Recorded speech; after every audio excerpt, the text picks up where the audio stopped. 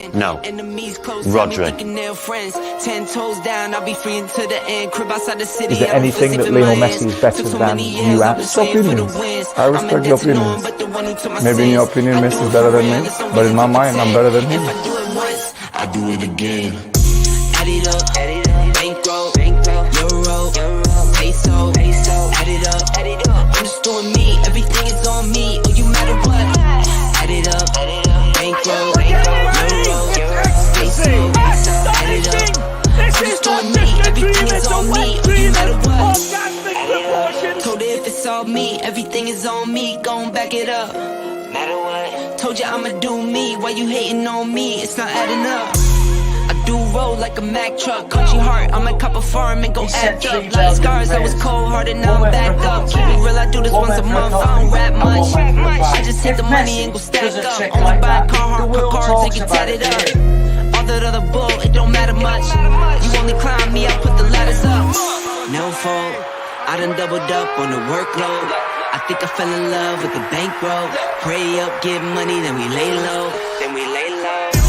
Add it up, bankroll, euro, peso, add it up. I'm just doing me, everything is on me, or you matter what. Add it up,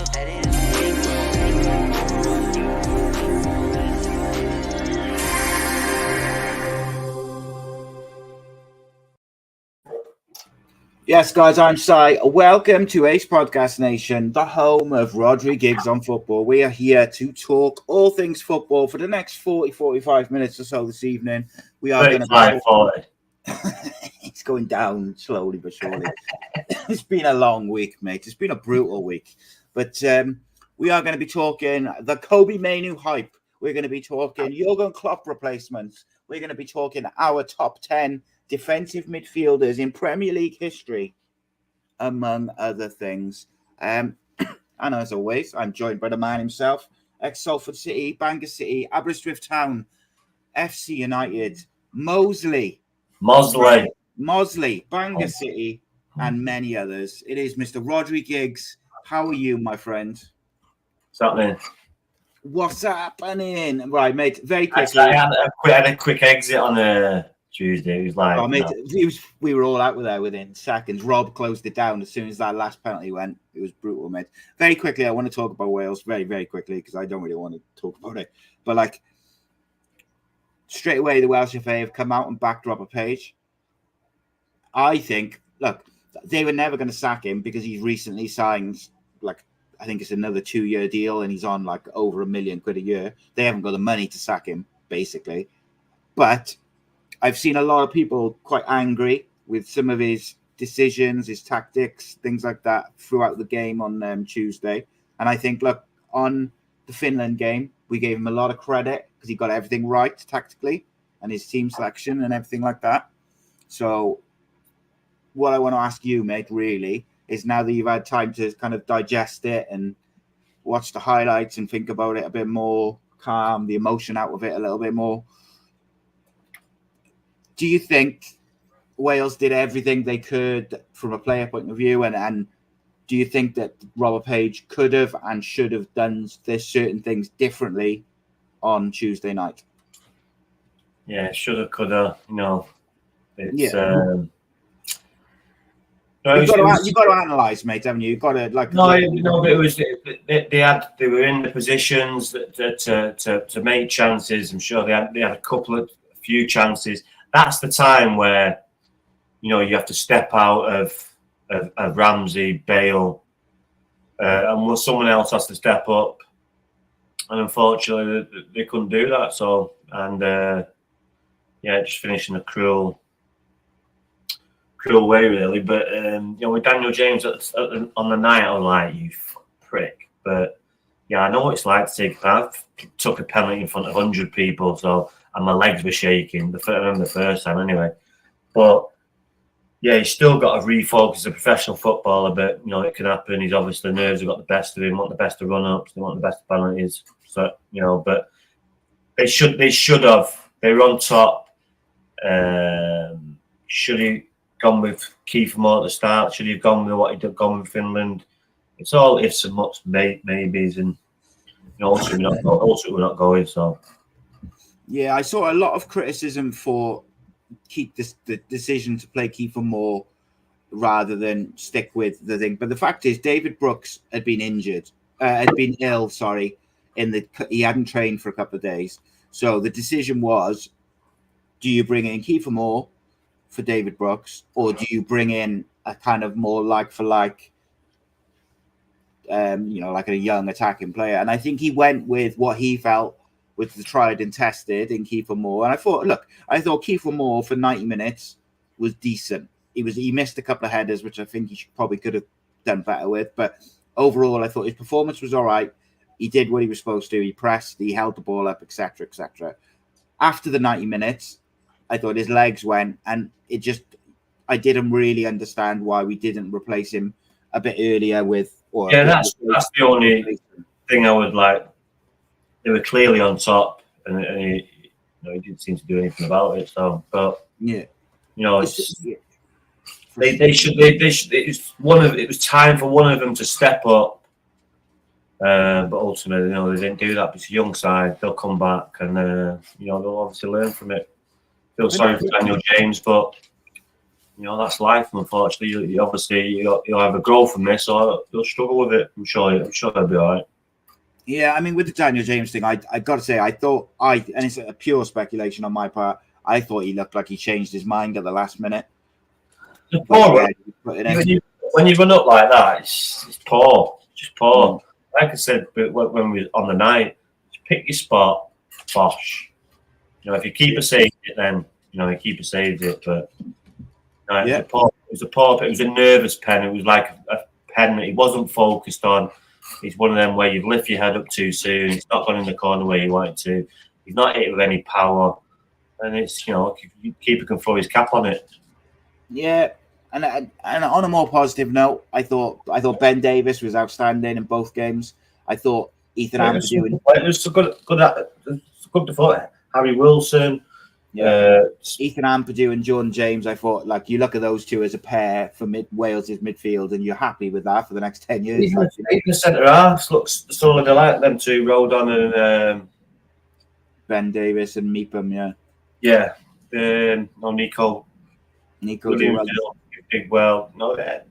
Just unfortunate, mate. Unfortunate. Yeah, I mean, people forget as well, mate. Poland are a good side, and I think where the frustration.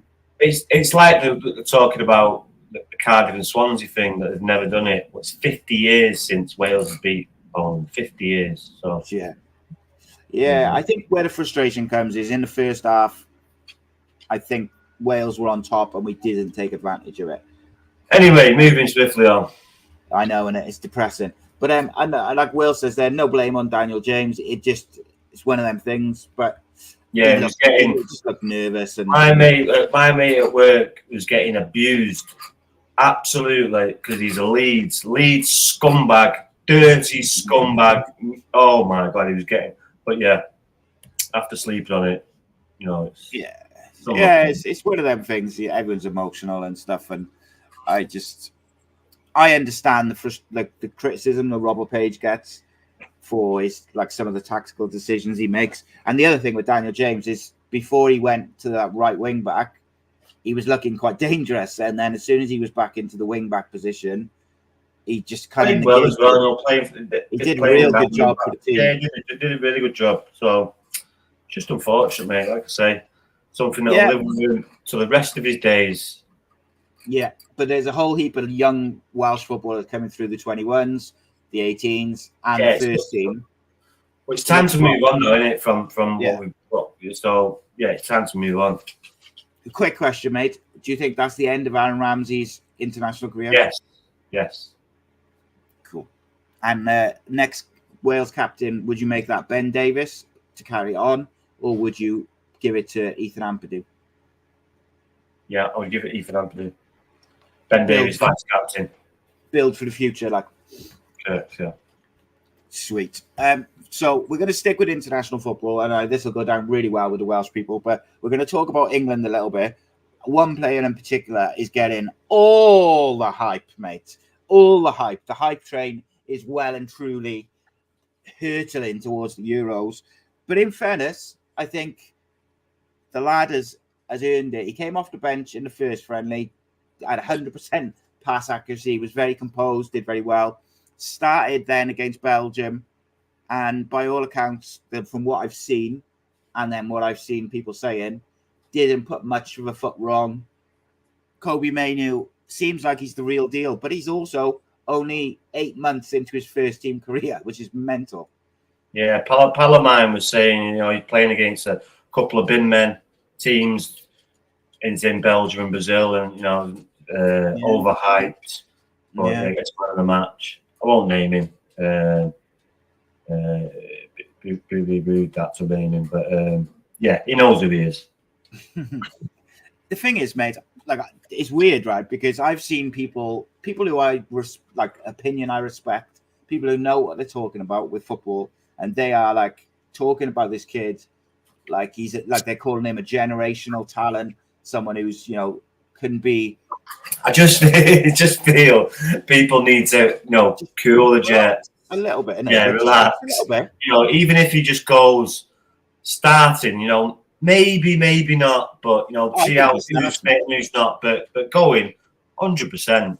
I think he starts. I do. I think. Yeah, well, that's a different debate. I just think he's come in, he's done well, he's done very well at Man United. He's almost changed Man United's midfield. Yeah, he's better with Casemiro next to him, and he'd probably be better with Declan Rice next to him. So, Jamie Carragher was saying, like, him and Gary Neville were talking, and they were saying it was like watching a when it was Mainoo, Rice, and Bellingham, which is the midfield I was on about, wasn't it, for the next 10 years.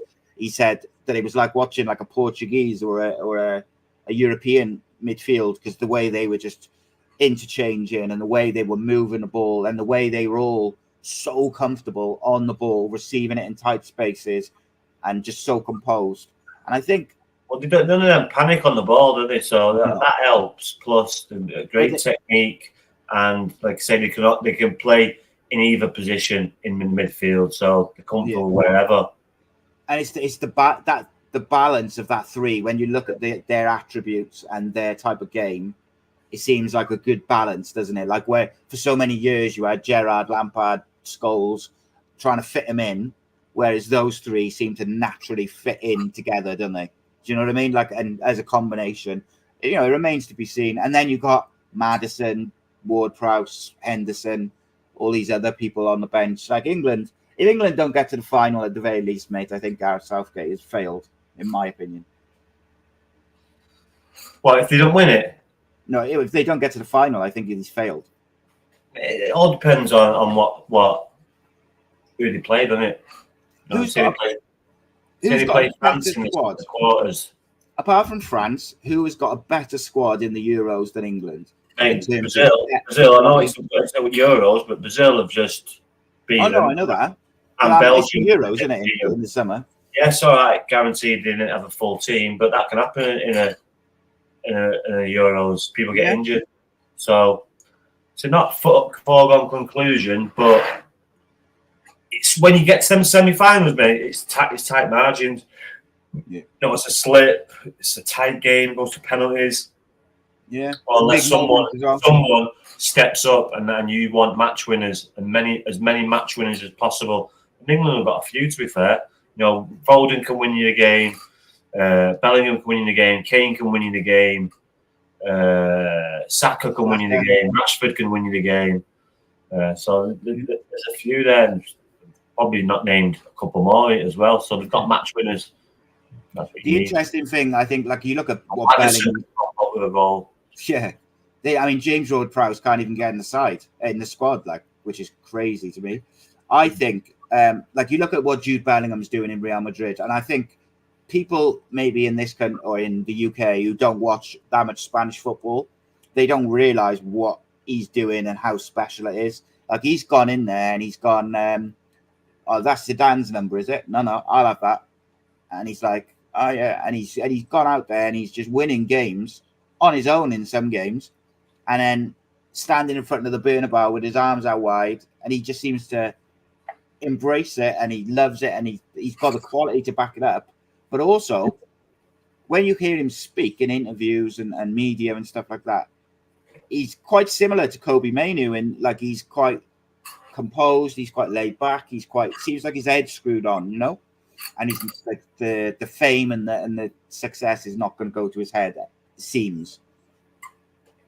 Yeah, it's obviously been brought up well and been brought up the right way, and he's a very, very good footballer and all that. For what, 19? Yeah, it's mad, mate, isn't it?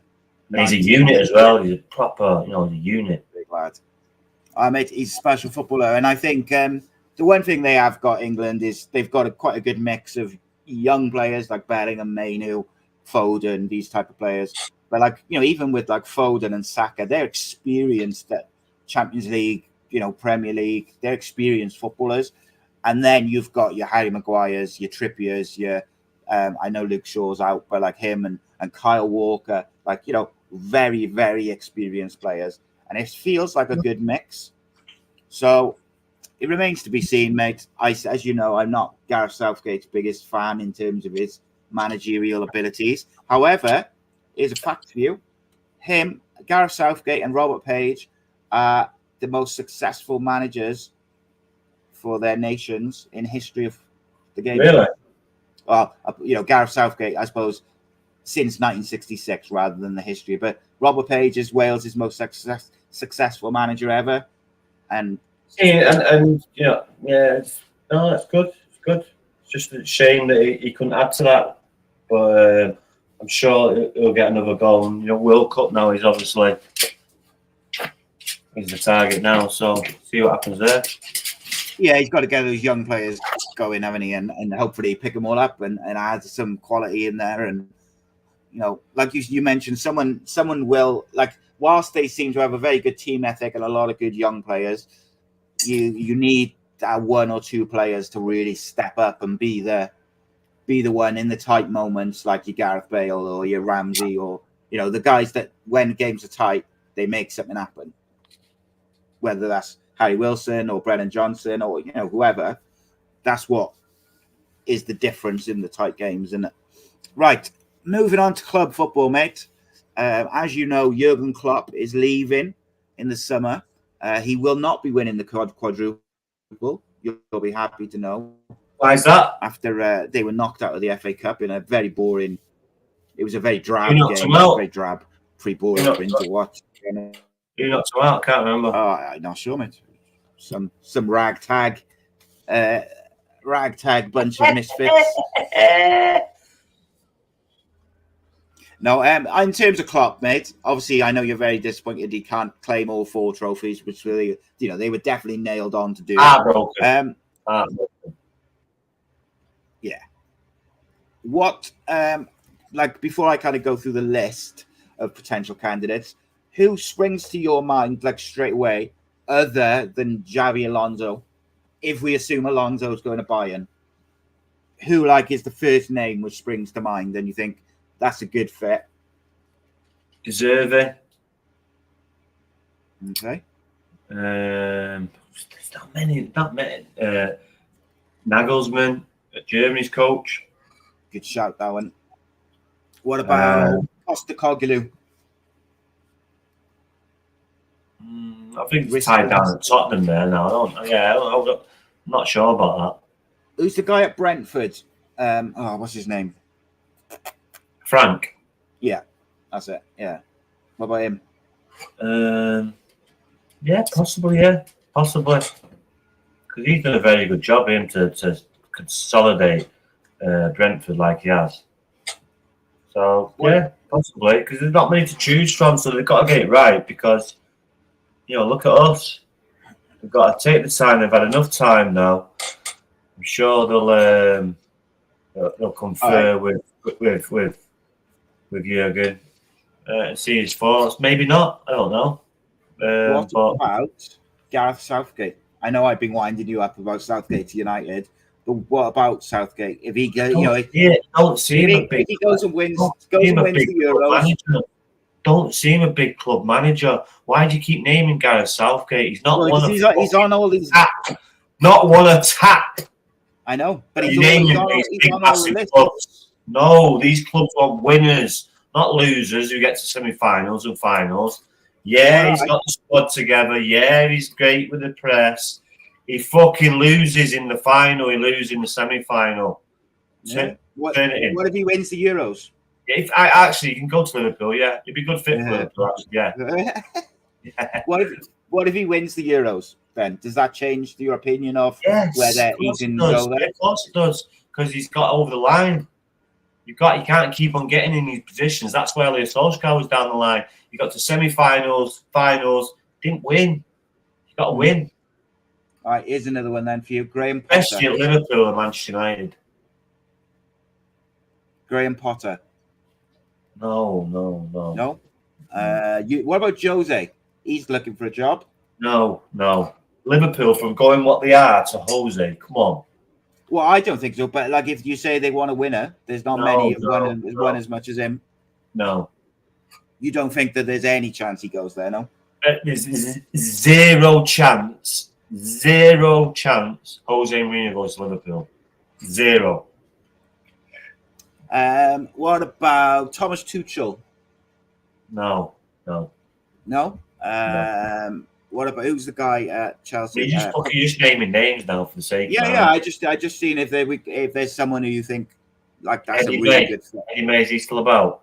No, he's dead. Come on. What about Pochettino? Leave Chelsea, go to Liverpool. I think he'd be a good fit. I do. No, but he obviously won't happen. Do you think Xavi Alonso is the most likely?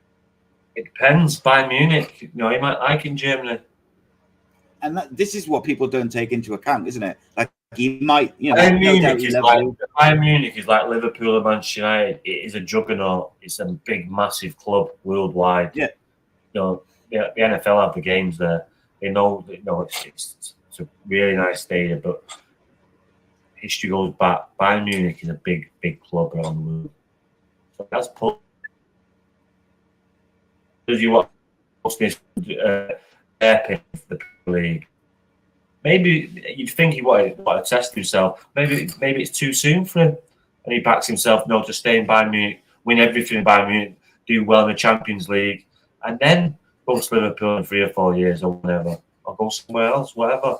You don't know what these the press or people think. Oh, it's a natural fit. He might have something totally different in his head and thinking, nah, it's too soon for me now, Liverpool.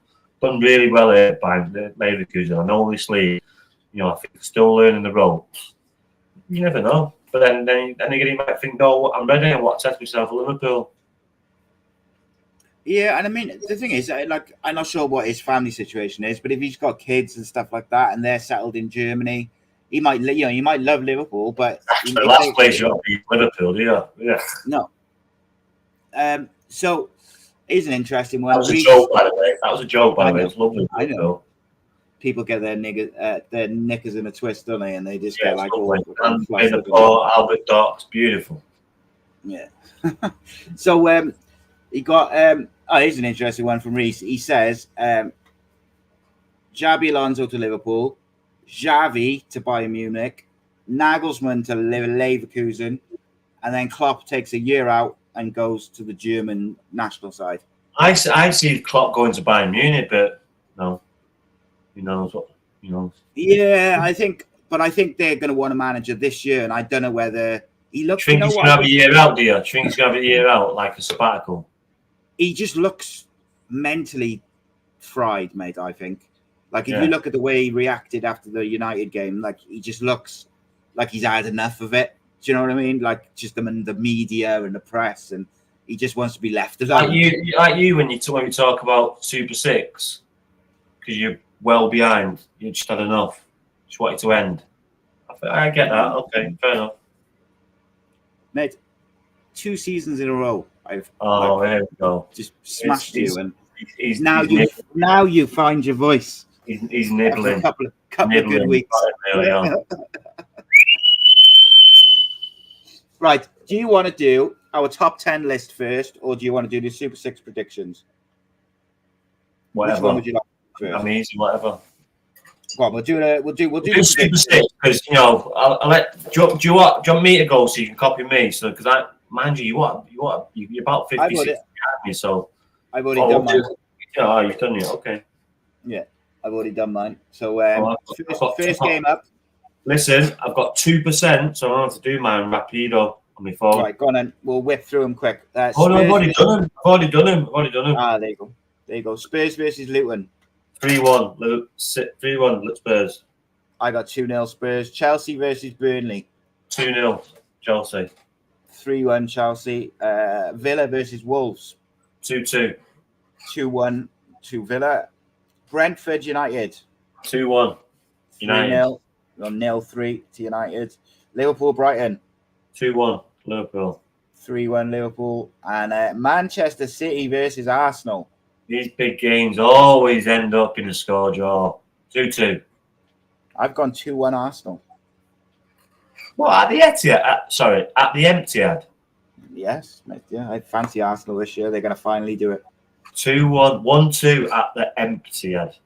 Yeah, there we go. Right. So, our top 10 list this week, mate, is top 10 defensive midfielders in the Premier League history. So, it's a really interesting conversation. Do you know what's mad, mate? Is Chelsea have had 3 of probably, I would say, the top 5 best defensive midfielders in the league. Do you want me to name them quickly?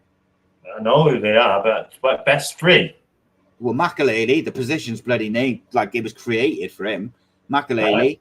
Kante, and Michael Essien. I'm not saying they are the best. I'm just saying they're on the list, aren't they? Makelele, right. Essien, who? Kante. Oh, yeah, Kante. So, right, number 10, who you You got? were Leicester first. Huh? Wasn't you Leicester? I'll say Leicester. He was. I mean, he was a Leicester first, yeah. There you go. Um, Let's be factual. Well, I know. What I said is that Chelsea had played for 3 of the best. Like, so who's your number 10, mate? I think my number 10 might raise a few eyebrows. Why? Well, I don't know. We'll see now. There's going to be a lot of do a goal.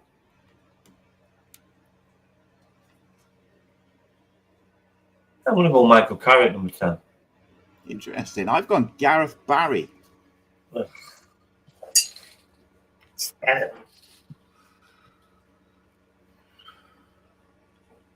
No comment for that, have you? No, solid. Solid. Number 9. Huh? Top 10 Premier League midfielders. Gareth. Premier League defensive midfielders. All right. Remember, not just midfielders. Oh. Defensive midfielders. Very No way. specific. Yeah, I didn't even get to mine. I don't think he gets the credit he deserves, mate. 3 decades No, in the Premier League. Good player, not quick, not slow, but run all day for you, tidy left foot. Yeah. Played 600 times in the Premier Played League. centre half, played there, but ended up in midfield. He did start as a centre half. Number 9, mate. Who you got? Go on. Number 9. Go on. No, go on. All right, okay. So I gone with. I was going to go with Michael Carrick, but I've actually shifted him. So I'm going to go with Fernandinho, ex-Manchester City defensive midfielder. Very, very quality defensive midfielder in his own right, mate.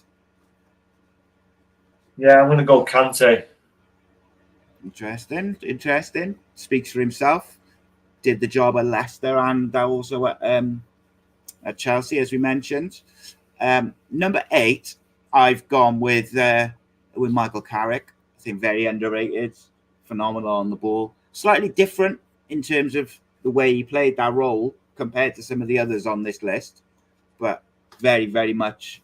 I think, put it this way, I think if England had played Carrick or Hargreaves more as like a deep midfielder and then played Lampard and Scholes or Gerrard and Scholes or Gerrard and Lampard with Carrick behind them, I think they'd have had a bit more success with it. But there we go. That's just my opinion. Who have you got at number 8, mate? Declan Rice. Oh, that's a shout. Bit of recency in there. I've got Gilberto Silva from Arsenal. Okay. Quality, mate. Did a good job. Yeah. Very good. Done. Good Brazil team as well. Yeah. Ronaldinho, Rivaldo, Ronaldo. What a front three that is. Love that team, mate. Love that team. Number 7, mate. Just had him in my mind. He's just Rhodri. Number 7, Rhodri. That high, Yeah. Really interesting. Yeah. So I should say City haven't been beat in 50 games when he's played. Yeah, no. I just think he should. I thought he might be a bit higher up the list. That's all. No. So I got to say, for my list, I haven't considered Patrick Vieira and Roy Keane because they're going to be in my box-to-box midfielders list. So I haven't put them down as defensive midfielders. But that's just my personal sort of choice. Because Vieira was in there like quite high, and then I took him out. What about Paul Scholes? As defensive midfielder. Who's the quarterback? He played in front of the back four. Yeah. Right, well, if you want him on your list, mate, you can have him. So, number 6, who you got? Number 6 or number 7? Number 6. Who do I have? So I had Gareth Barry, I had Michael Carrick, Gilberto Silva. So 10, 9, 8, 7. I've done 7. Who have you done so far? You did Carrick, Kante. Carrick. What? You've done Carrick, Kante, and Rhodri, haven't you? Carrick, Kante. Someone else. Carrick, Kante, and Rodgers. Someone else. Carrick, Kante, and Rodgers. And I did Gareth Barry, Fernandinho. Oh, Gilbert. No, you are right.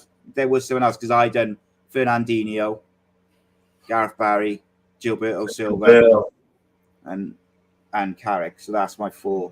So we're on number 6, yeah.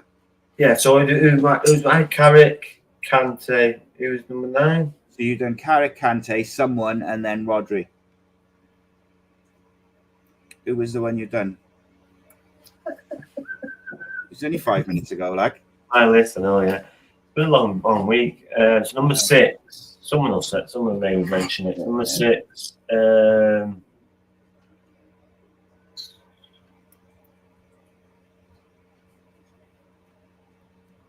SEM. Shout, mate. So number 6, I've gone Paul Ince. Nah, he was box to box.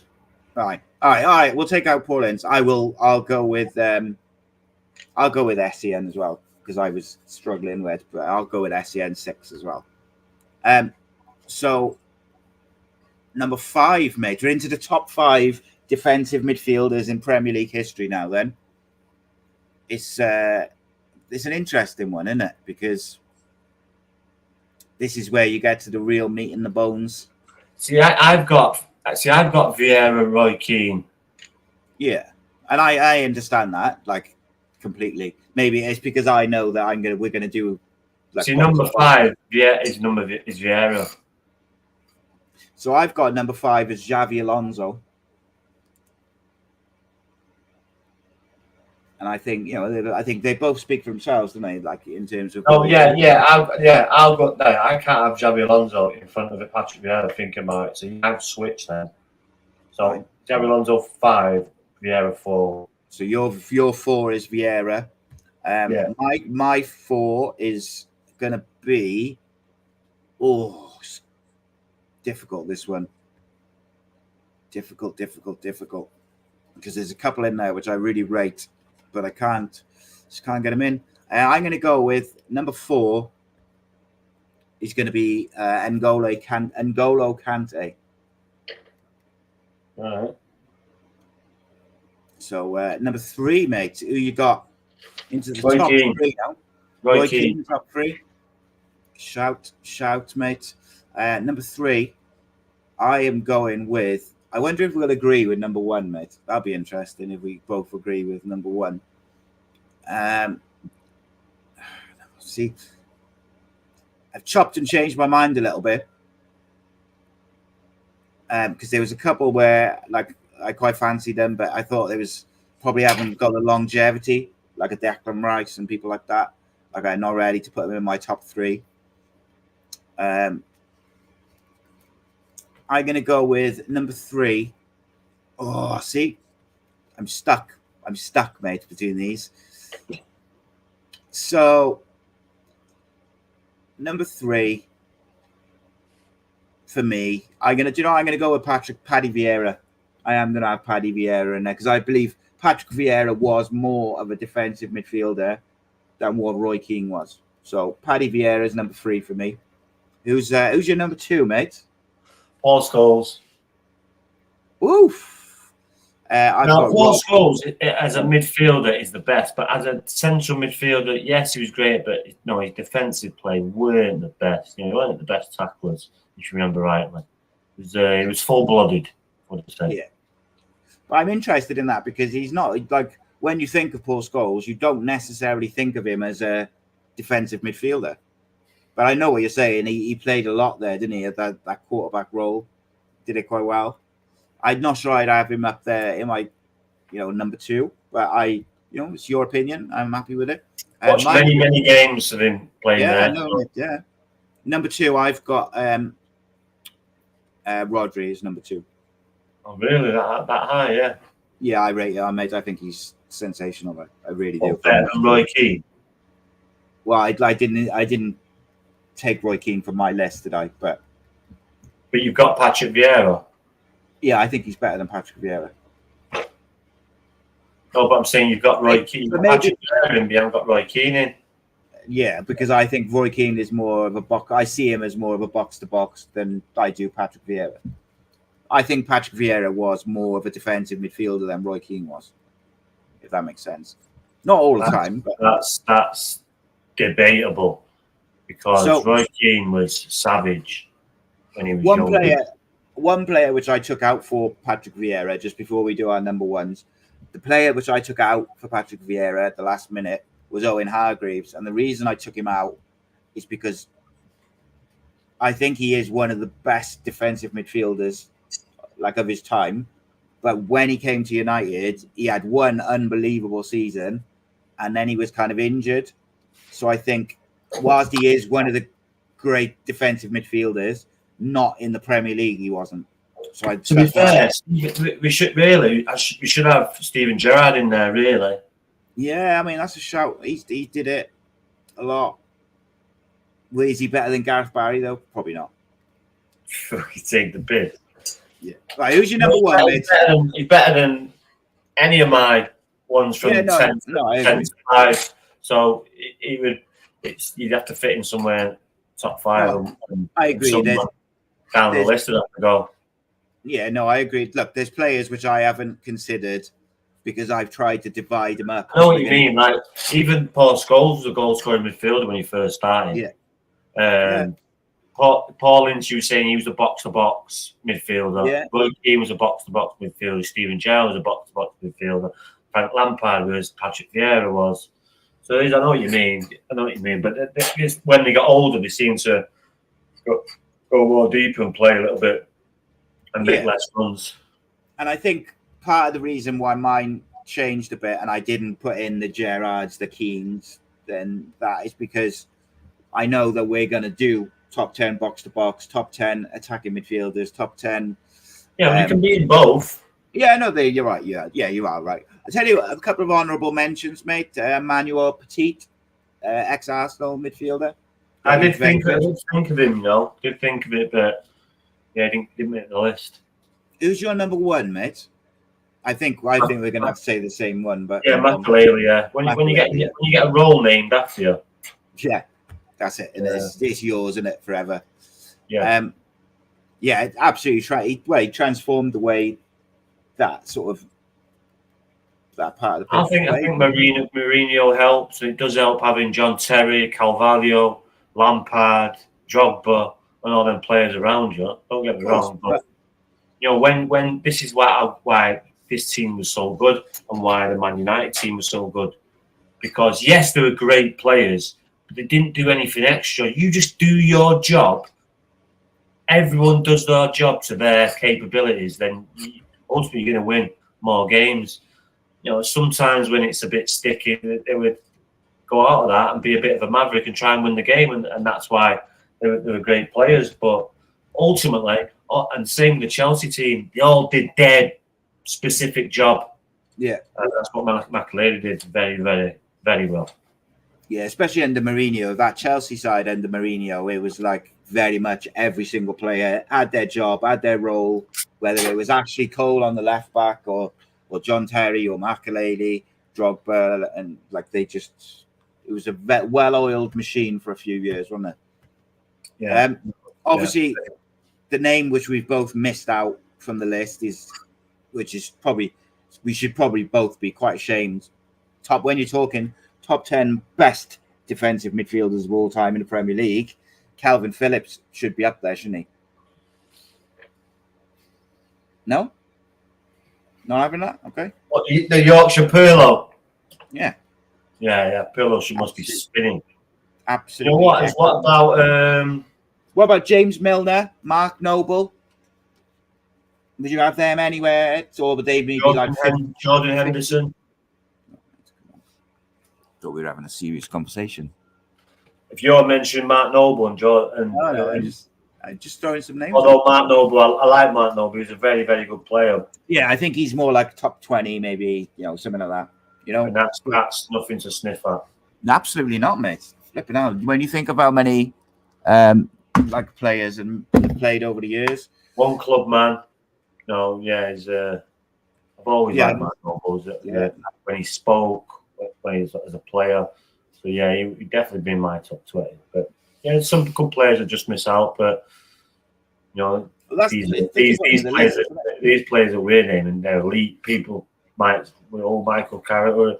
You have to see these guys play when they play. Michael Carrick could ping a ball, daisy cut ball with left and right foot. Some of the goals he scored, and he was very, very good. Very good. 1 touch, 2 touch, and he was in that Man United side of that 08, 09, 07, 08, 09. He was the catalyst of starting all that play. Him and Scholes. So yeah, very good player. Yeah, I mean, as I said earlier, for me, I think England missed a trick by not playing Carrick. I think he would have.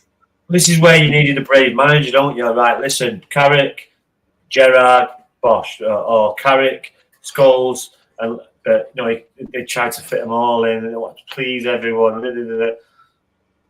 Yeah, sometimes it's not about the name or the player. It's about the right player in the right position. What's best for your country? Your country, not you. Yes, you're going to be upset, but you'll get over it. And if you get on, but none of that was happening. They were trying to fit them all in, and Scholes was playing on the left. And do you know who should be on? Actually, do you know who I would put in my top 10 now? If I would rejig it now, I would add this person in. Is Nemanja Matic? I would have on the list because I think, particularly his time at Chelsea, I think he is one of the. Who would you take out? Gareth Barry. Yeah, you're right. Yeah. There you go. Boom. No, I think Matic is in that sort of top. No, you're right. Yeah, Gareth Barry out of there. Matic in. There you go. Happy days. Phenomenal. Right. Just very last question, mate, before we finish. In your opinion, who is the best defensive midfielder in the Premier League today? You're looking at him. That's a quarterback. You're looking at him. Look at the name there. Look. Bosch. Rhodri. Bosch. Rhodri. No, I think that's a fair shout. Anyone come close, do you think? Declan Rice, maybe?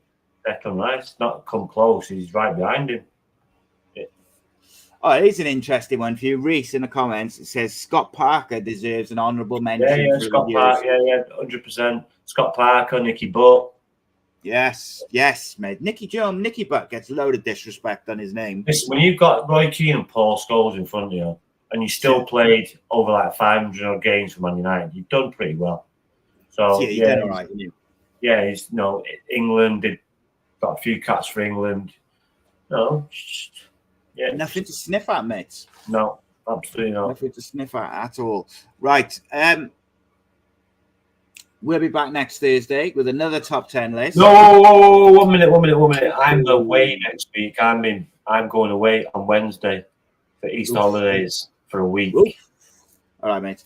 So possibly I might be able to do it where I'm at, but you have to, Might have to get Yeah. The other thing we could do, mate, I don't know if it would work for you, is we could pre-record it on like Monday or Tuesday, and then put it out on Thursday. Is another option. Yeah. But I gotta speak to you about the week after actually now. But yeah, right, guys, make sure you like, subscribe, spread the word about Rhodri Giggs and football. We'll be back next week. We'll be back up to a full hour.